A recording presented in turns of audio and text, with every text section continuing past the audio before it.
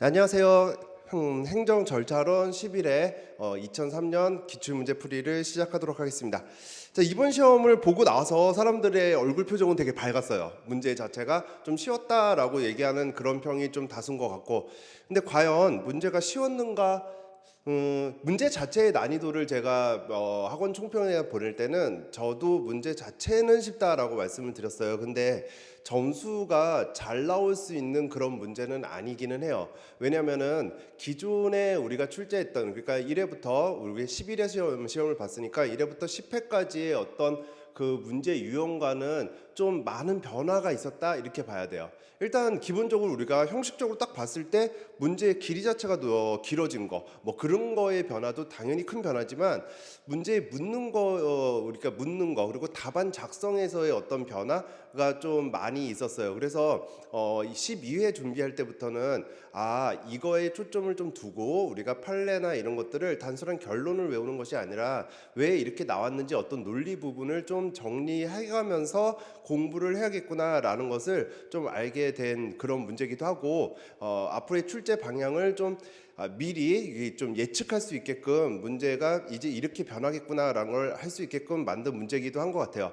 근데 올해의 답안은 일단 답안 문제를 풀이 보면서 우리가 설명을 하겠지만은 이런 제가 말씀드리려고 하는 사안의 적용 부분에 대해서는 사실 고득점이냐 아니면은 그냥 조금 점수가 낮다라고 하기는 그렇지만은 한 50점 초반대로 형성되느냐 아니면 60점이 넘어가는 점수가 나오느냐 그 차이를 가져올 것 같아요. 이 자체만으로 당락을 결정할 것 같지는 않아요. 왜냐면은 제가 많은 양의 첨삭을 해봤지만은 이 부분을 잘 쓰시는 분들이 없었기 때문에 우리가 결국 60점이 넘는다라는 거, 그렇다는 거는 합격자 커트라인을 기준으로, 그 다음에 합격자의 수를 기준으로 본다면은 굉장히 상위권에 해당되는 거기 때문에 그렇지는 않을 것 같기는 해요. 일단 뭐 자세한 내용은 문제를 분석하고 우리가 답안을 작성해 보면서 얘기를 해볼게요.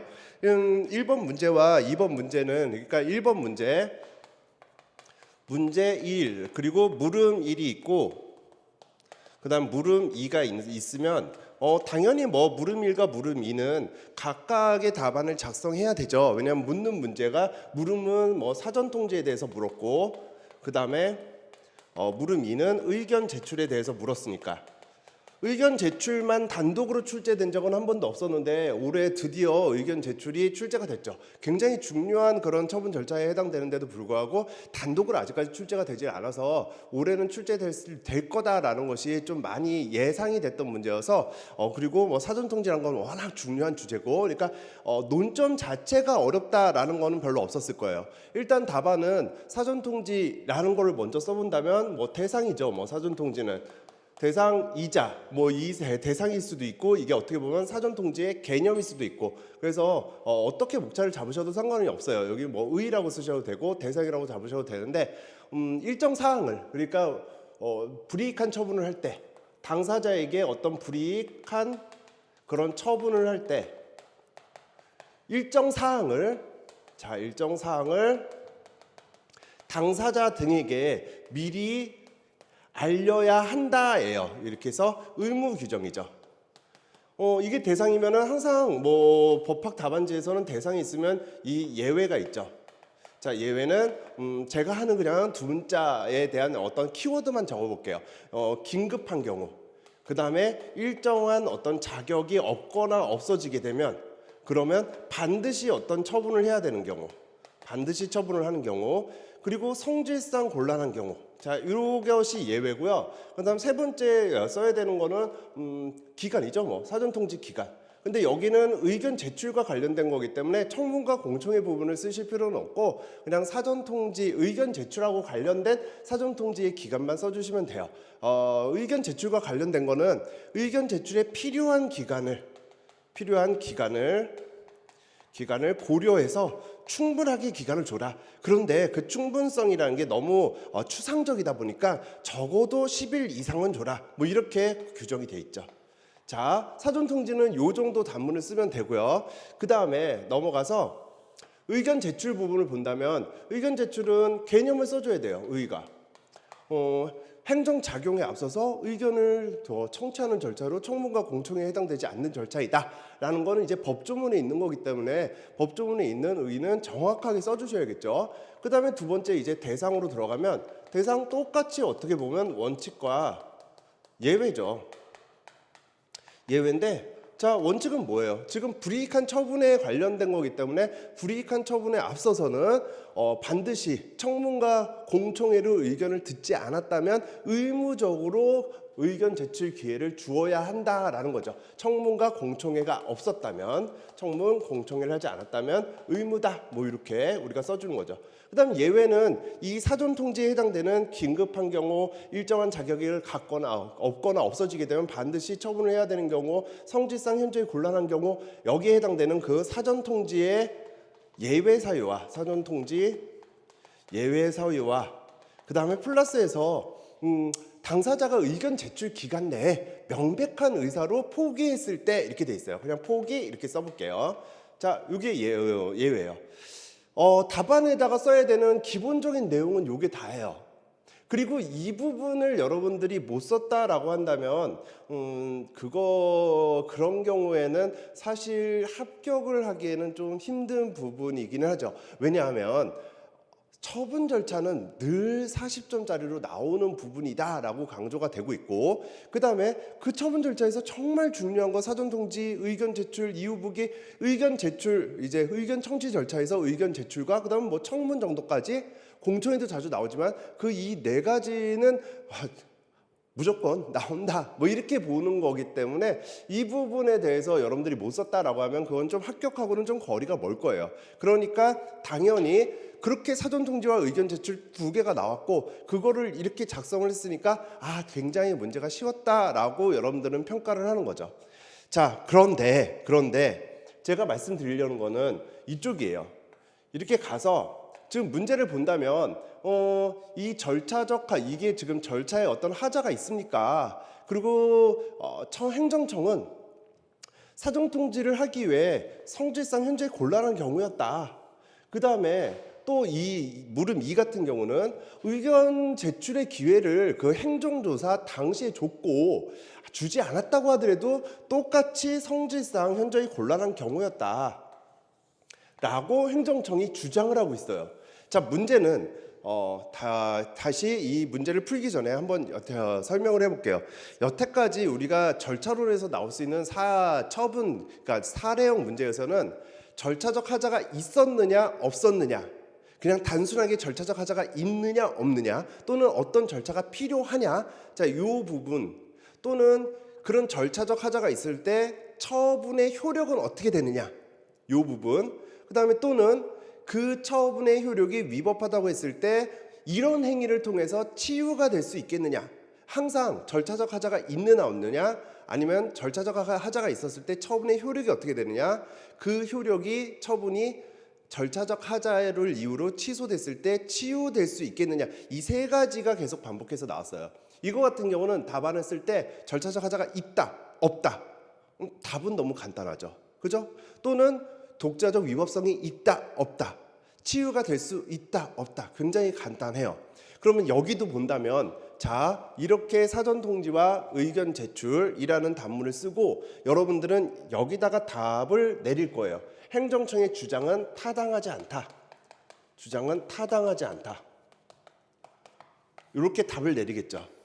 근데 문제를 잘 보신다면 절차적 하자가 있다 없다를 묻는 게 아니라 행정청의 주장이 타당한지를 검토하시오가 문제예요.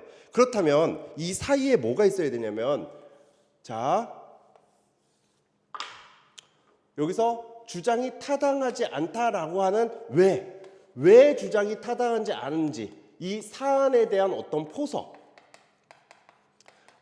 부분이 점수 배점이 굉장히 많을 수밖에 없게끔, 그냥 제 주관적으로 여러분들한테 설명하는 게 아니라 당연하게 문제 자체가 그러니까 사안의 포석 부분이 점수 배점이 많을 수밖에 없게끔 나왔어요. 자, 그리고 이게 그대로 판례를 이제 각색해서 낸 건데, 이 당시 판례에도 역시 똑같은 취지로 행정청은 주장을 했고, 그러면 판례가 한 얘기, 그러니까 왜 왜 주장이 타당하지 않은지, 왜 대법원에서 행정청의 주장을 배척했는지에 대한 논리가 나왔을 테니까 그 논리 부분을 여러분들이 좀 간단하게 써줄 필요가 있는 부분이었어요. 그 여기 부분을 안 쓰신 분들은 고득점을 하기는 좀 힘들어요. 반응을 본다면 저한테 뭐 수많은 이제 뭐 카톡이라든지 아니면 뭐 문자라든지 아니면은 뭐 게시판에 질문이라든지 이런 거는 이 부분을 잘 썼어요. 요거 잘 쓰고 그 다음에 주장이 타당하지 않다라고 썼어요. 굉장히 고득점을 받겠죠? 라고 하겠지만은 사실 합격할 정도의 점수, 그러니까 이게 지금 40점이면은 물음 1과 물음 1 각각 10점보다 조금 넘는 점수 또는 10점 정도, 물음 2도 한 10점 정도, 그 정도는 받으실 수 있겠지만은 사안의 포섭을 제대로 안 하셨다면, 그냥 단순하게 결론 답만 쓰고 사안의 포섭을 안 하셨다면은 좀 고득점은 힘들 거예요. 그러면 판례의 논리를 얘기한다면 판례는 이거죠. 제가 수업 때 항상 강조하는 얘기는 두 가지예요. 판례는 두 가지 문구를 굉장히 많이 얘기한다. 첫 번째는 뭐냐면 그 제도의 어떤 본질적 취지, 본질적 취지에 비추어 볼 때 어떻습니다. 이 본질적 취지라는 거, 요 말. 그 다음에 두 번째는 특히 지금 이 문제에서 직접적인 연결이 되는 거죠. 성질. 성질상 현저히 곤란했어요. 이렇게 주장을 할 때 거기에 대한 반박을 하려면 항상 써야 되는 문구는 그 성질이라는 판단 기준은 해당 처분, 물론 옛날 판례는 뭐 당해 처분 이렇게 얘기를 하는데 그래서 해당 처분의 성질, 처분 자체의 성질로 판단을 해야 된다. 자, 이 두 가지를 제가 굉장히 강조를 했죠. 그러니까 사안의 포섭은 당연히 이거 두 가지일 뿐이에요.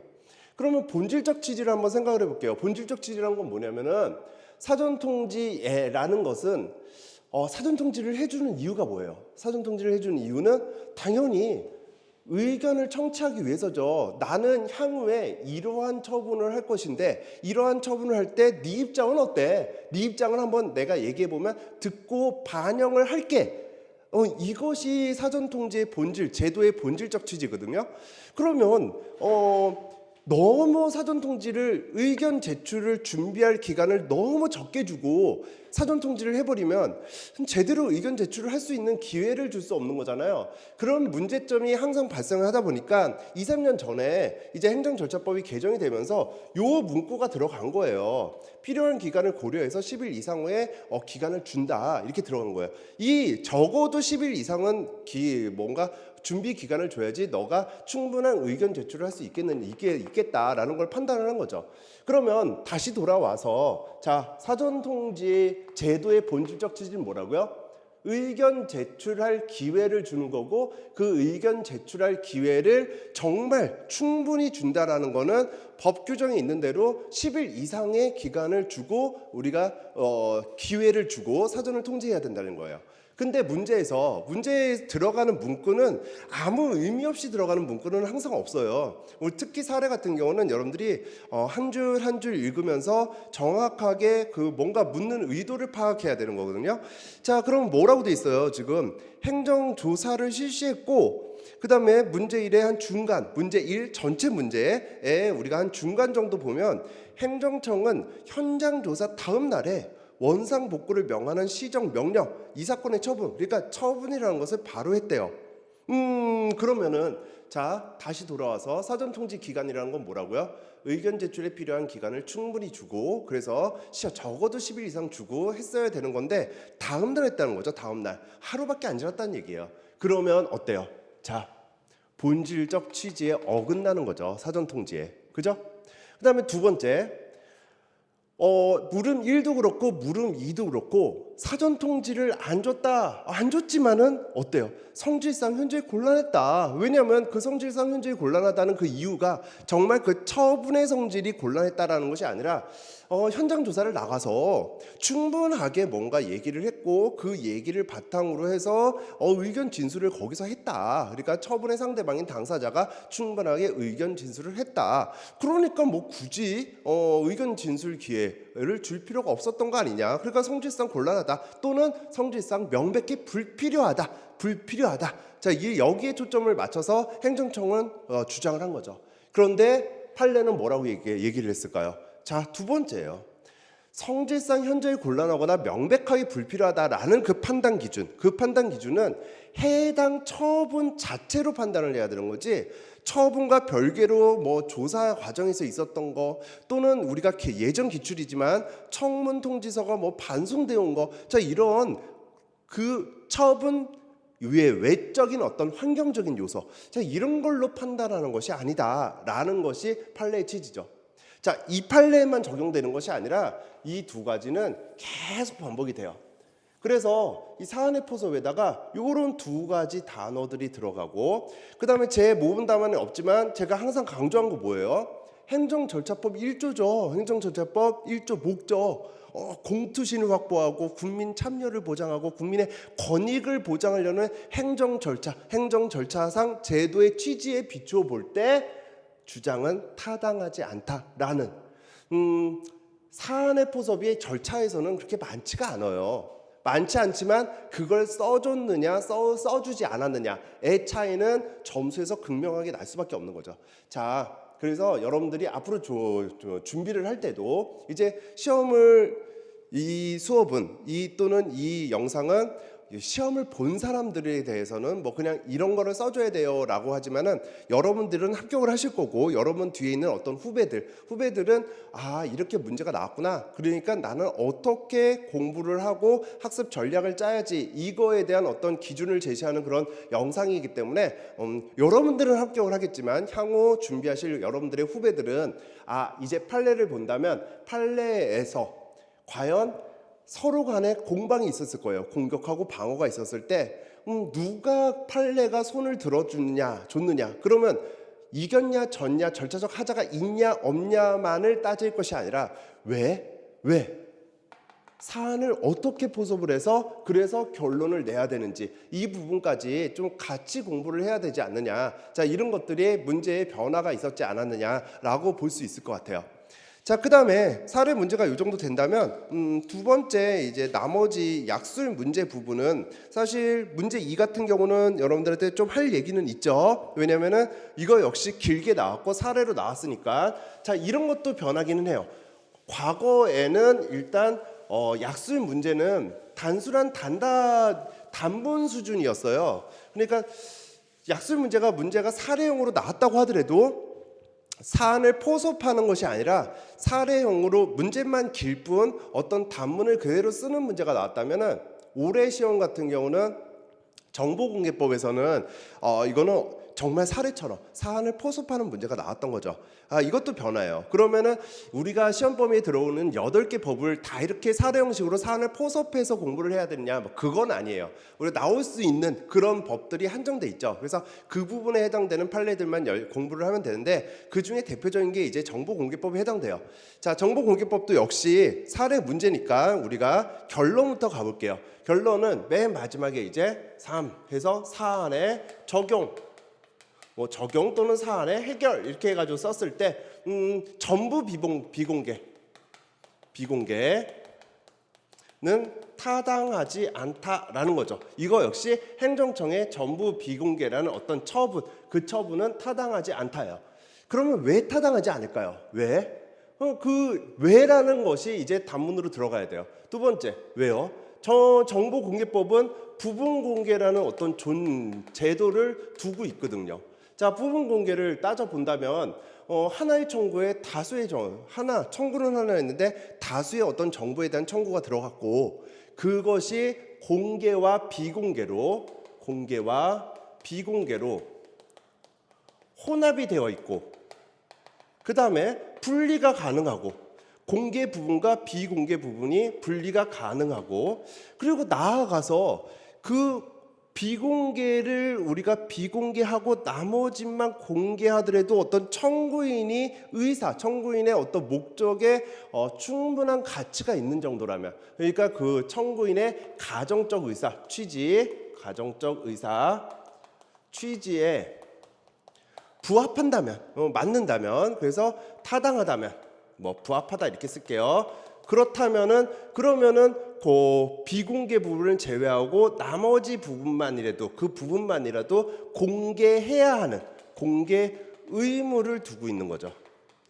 자, 그러면 여기서 끝나는 게 아니라 왜 이게 목차가 2일까요? 다시 우리가 목차 1을 잡고 부분 공개를 왜 해야 되는지에 대해서 설명해 볼 필요가 있는 거죠. 자, 공개를 해야 된대요. 우리가 분리가 가능하면 굳이 분리를 해서 그 청구인의 가정적 의사도 비추어서 굳이 공개를 해야 된다는 거는 왜 그럴까를 생각해 볼 거예요. 자, 왜 그럴까? 두 가지죠. 일단 정보 공개 청구권. 청구권이라는 그 청구자의 어떤 정보를 정보 공개에 대한 청구를 할 수 있는 이 권리가 어디서 나와요? 이거는 헌법 21조에서 나와요. 자, 헌법 21조. 그렇다는 얘기는 기본권이라는 거죠. 기본권이다라고 하면 게임은 끝이에요. 국민의 기본적인 권리, 굉장히 제일 가장 중요한, 가장 본질적인 그런 권리라고 하는 이 정보공개 청구권. 그렇다면은 최대한 어떻게 공개해야 될 의무가 발생하겠죠. 자, 그 다음에 헌법 21조와 함께 정보공개법에서는 알 권리라고, 자, 정보공개에 관한 법률에서는 알 권리라고 명문으로 우리가 규정을 하고 있어요.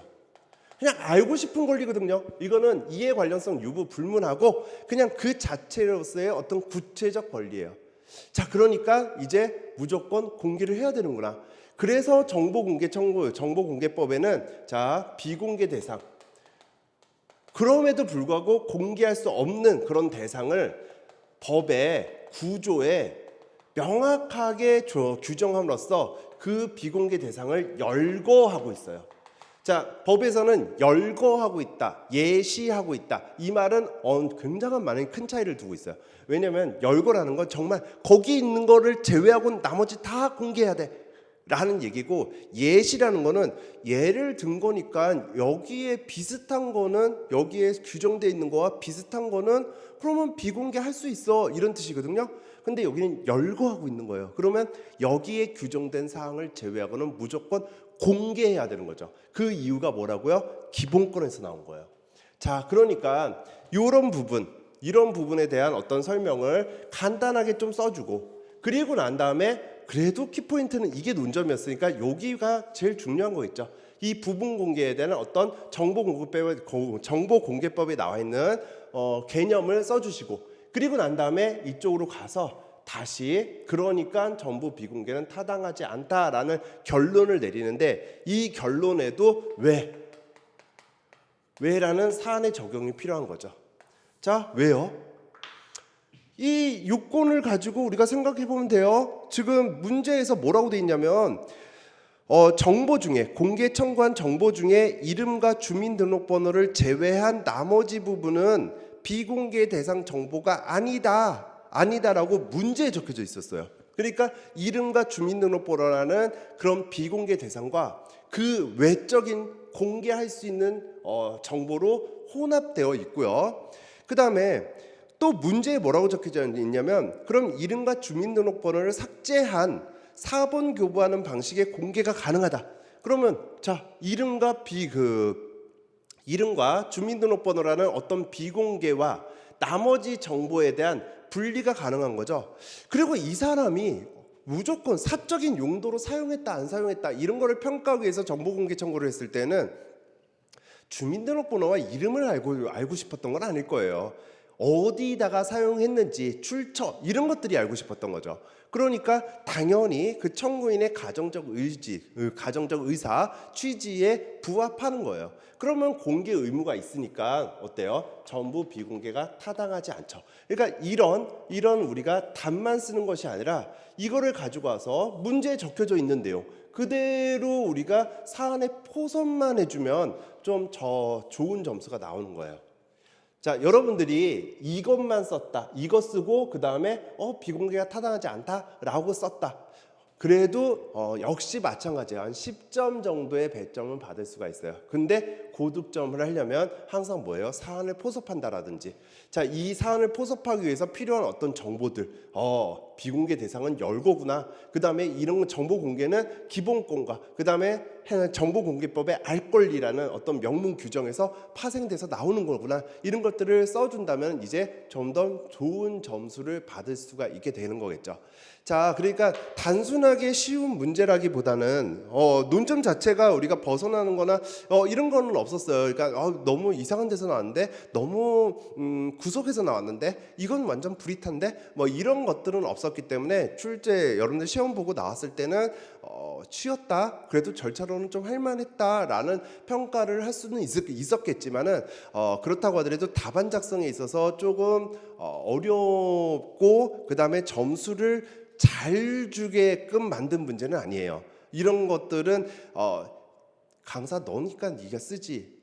그러니까 저도 사실 비추어 본다면 여러분들이 시험 시간이 50분이잖아요. 물론 1교시에서 100분 주지만 계약법과 그 다음에 행정 절차론 두 개를 같이 봐야 되기 때문에 50분이고, 계약법이 사례형 문제가 많기 때문에 여러분들이 행정 절차론에 투자하는 시간은 50분보다는 조금 짧을 거예요. 제가 항상 수업 때 아무리 계약법에 사례형 문제가 쓸 게 많더라도 행정 절차론은 적어도 45분 이상은 확보를 해주세요. 그러니까 45분 정도는 확보를 해주세요라고 말씀드렸는데, 절차론 강사가 50분이 아닌 45분을 확보하라고 했다는 거는 여러분들은 더더욱이 실제 시험에서는 시간 확보가 좀 힘들었을 거예요. 그러면 그 짧은 시간 확보 하에 이런 단문을 이렇게 논리적으로 써 나간다는 건 굉장히 어렵고, 그러한 어려움은 많은 연습을 하지 않았다면은 더더욱이 조금 힘들었지 않을까. 그래서 이제는 단순한 단문 암기뿐만 아니라 더 나아가서 어때요?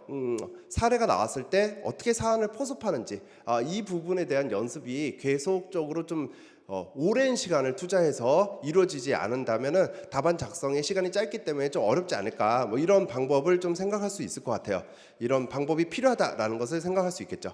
자, 그 다음에 문제 3이나 문제 4 같은 경우는 이거는 뭐 사례, 문제 3 같은 경우는 문제는 길었지만 사례형이라고 볼 수는 없어요. 여기서 우리가 요건과 그 다음에 행정청의 조치에 대해서 쓰세요라고 했기 때문에 당연히 뭐 목차는 요건, 그 다음에 조치 이렇게 되겠죠.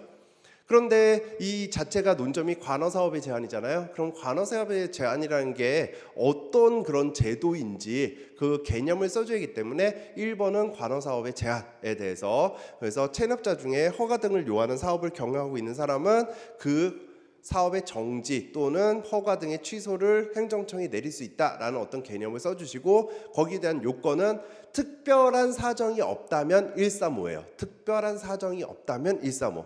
그러니까 특별한 사정이라는 게 이제 제 답안에 나온 양가로 2번이죠.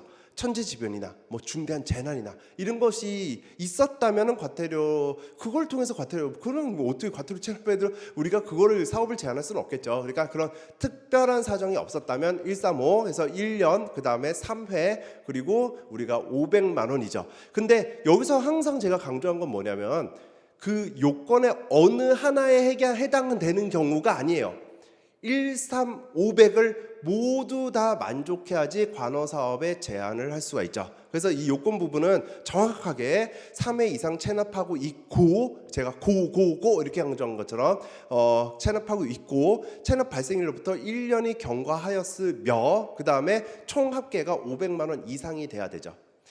그 다음에 행정청의 조치라는 거는 당연히 여기서 문제가 사례형으로 나왔을 때 문제가 뭐라고 되어 있냐면, 비행정청의 과태료, 비행정청이 이제 과태료 체납에 대해서 조치를 취하려고 하는데 그 허가를 요하는 사업이 주무관청이 A다라고 한다면 그 A에게 우리가 허가 취소를 해달라라고 요청을 할 수 있는 거죠. 관어사업 제한을 해달라라고 요청을 할 수 있는 거고, 당연히 과태료를 내면 어때요?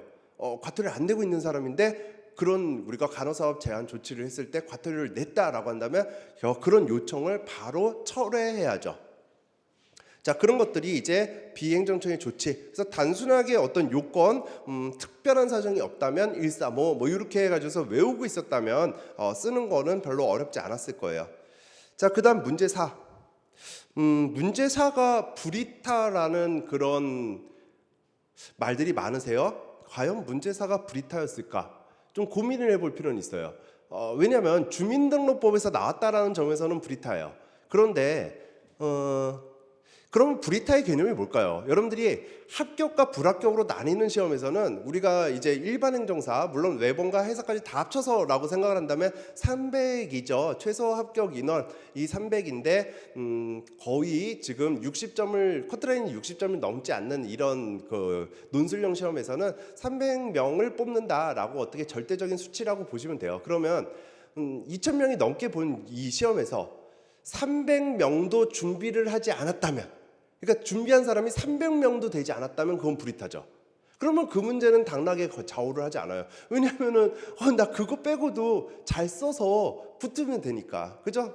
근데 300명이 넘게 준비를 했다면 그거는 불이타라고 볼 수가 없을 것 같아요. 근데 사실 제가 이제 마지막으로 실전 모의고사 막 이런 걸 보면서 마지막 수업 때 이거는 진짜 시험장 암기 노트다 뭐 이러면서 마지막으로 막 이거는 꼭 보고 가세요라고 하는 그 6장, 많지도 않은 그 6장 안에, 그것도 드문 이렇게 좀 이렇게 크게 해서 6장 안에도 주민등록번호의 변경은 들어가 있었거든요. 그러니까 주민등록법이라는 거는 역대 한 번밖에 출제가 안 된 법이긴 한데 그래도 2개는 챙기시죠 하면서 사실조사하고 주민등록번호 변경을 제가 넣었어요. 그럼 과연 300명도 준비하지 않았을까?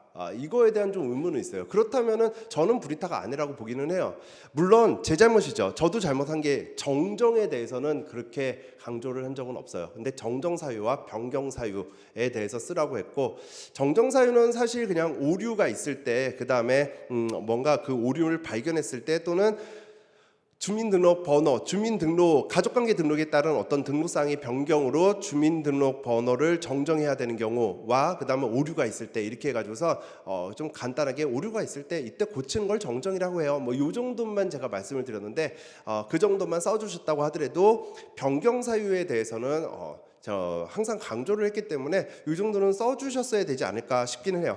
그리고 강사 다말이기 때문에 1번, 2번, 3번, 4번까지 넣었는데 4번은 사실 시행령 내용이에요. 시행령 내용이라서 여러분들이 1번, 2번, 3번 정도만 써주셨다면은 그러면은 합격하는 데는 어렵지 않은 점수가 이제 4번 문제 한에서는 발견됐을 거예요. 물론 변경 사유에서 강조한 거 항상 유출된 주민등록번호에 의해서 우리 피해를 입은 사람만 해당되는 게 아니라 입거나 입을 우려가 있는 사람이죠. 거기에는 생명신체상의 어떤 위해 또는 재산상의 침해, 그 다음에 성폭력 피해자, 그 다음에 아동 청소년에 대한 법률상 보호, 피해 아동 청소년, 그 다음 성매매, 가정폭력 피해자, 이런 사람들이 다 유출된 주민등록번호에 의해서 피해를 입거나 입을 우려가 있는 사람, 이렇게 좀 암기를 하신 거를 써주셨다면 될 것 같아요.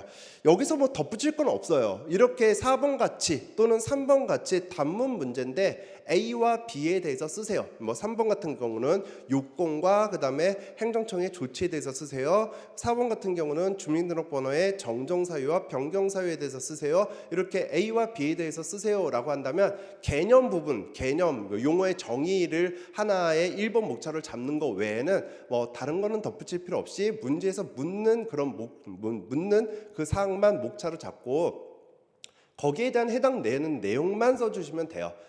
우리가 시험 시간 짧기 때문에 그 외에 부연 설명은 별로 필요하지 않고 그 다음에 추가 점수가 그렇게 많지는 않을 거예요.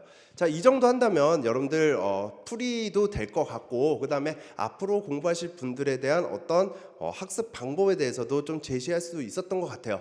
그래도 결론적으로는 자, 항상 뭐 시험 보고 나서는 좀 아쉽기도 하고 뭐 이런 것들은 당연하죠. 논술형 시험을 보고 나서 나 시험 되게 잘 봤어 라고 생각하는 사람이 이상한 거예요.